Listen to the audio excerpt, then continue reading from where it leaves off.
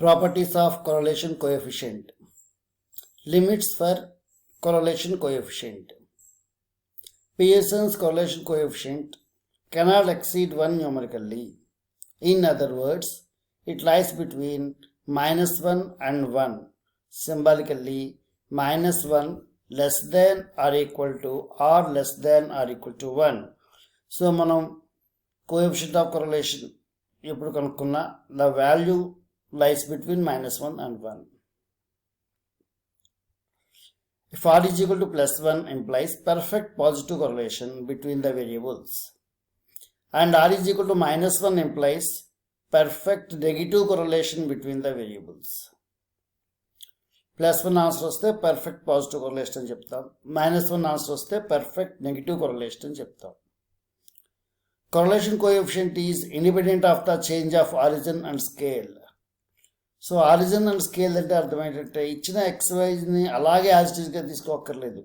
మనం వాటిల్లో కొంత యూనిఫామ్ చేంజ్, అన్నింటిలోనూ ఒకే నెంబర్ తీసేసి లేదా అన్నింటికి ఒకే నెంబర్తో డివైడ్ చేసి అలా దానికి కొంచెం మార్పు చేసి కూడా చేసినా మనకి ఆన్సర్లో ఏ రకమైన రిలేటివ్గా ఒకే రకమైన ఆన్సర్ వస్తుందన్నమాట. ఆన్సర్లో ఏ రకమైన చేంజ్ రాదు.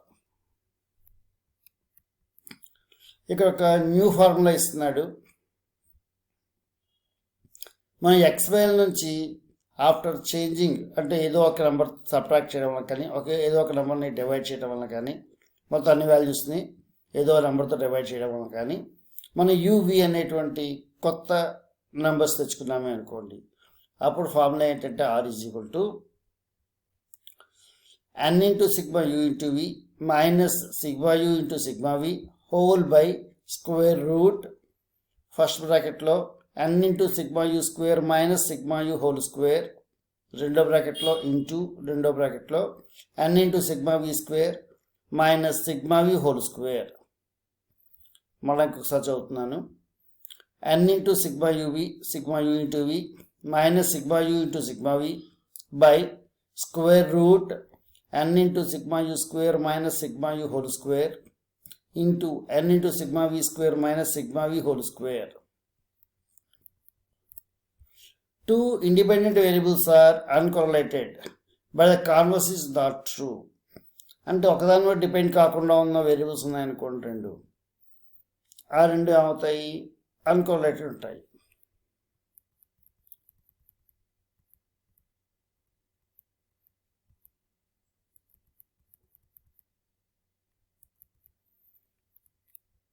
ఆన్లైన్ బిట్ కింద మనకు వస్తుంది ఇది. R of a x plus b comma c y plus d అంటే ఎక్స్వైలకి మల్టిప్లికేషన్స్ కానీ ఎడిషన్స్ కానీ ఉన్నా కూడా ఆ నెంబర్స్ బయటకు వచ్చేస్తాయి. A into X by mod A into C into R of X comma Y. పెద్దగా మనం యూజ్ చేయం దీన్ని.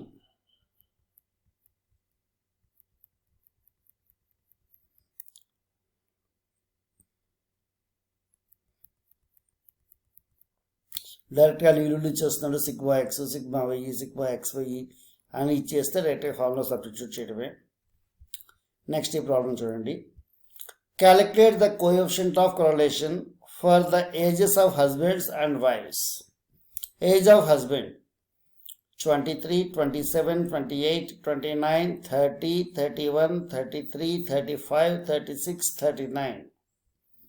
Age of wife 18, 22, 23, 24, 25, 26, 28, 29, 30, 32. First age చేస్తాం మనం. ఎక్స్ వాల్యూస్ అన్నీ వర్టికల్గా తీసుకున్నాం, వై వాల్యూస్ కూడా ఇలాగే తీసుకున్నాం.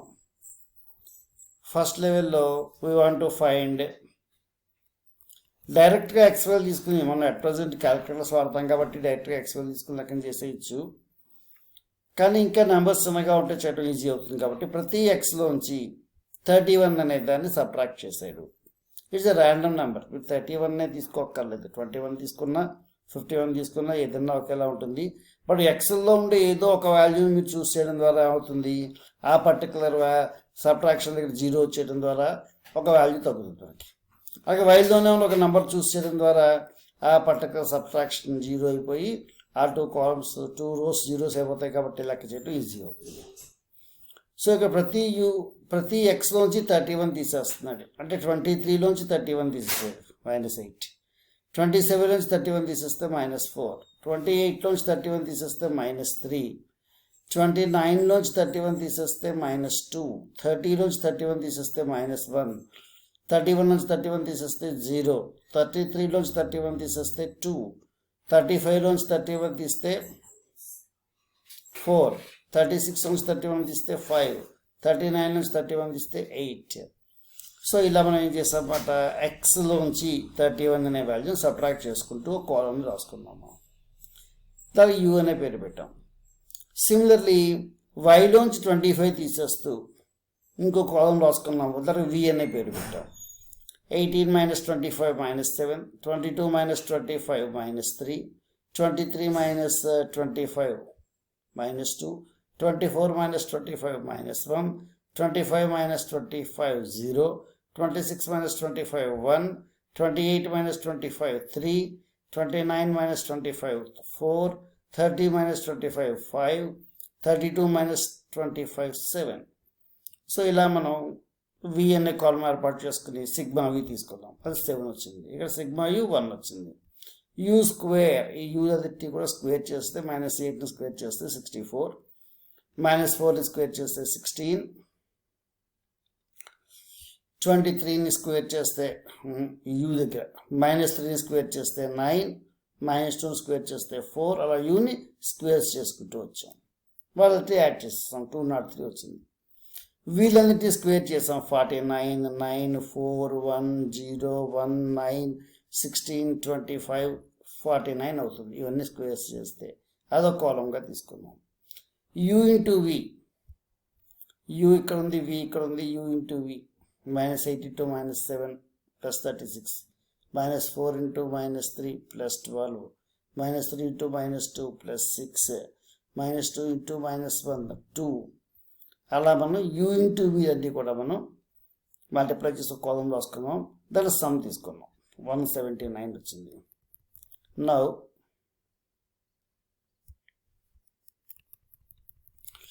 the formula is Pearson's correlation coefficient between u and v is given by r is equal to n into sigma u into v minus sigma u into sigma v whole by square root n into sigma u square minus sigma u whole square into n into sigma v square minus sigma v whole square.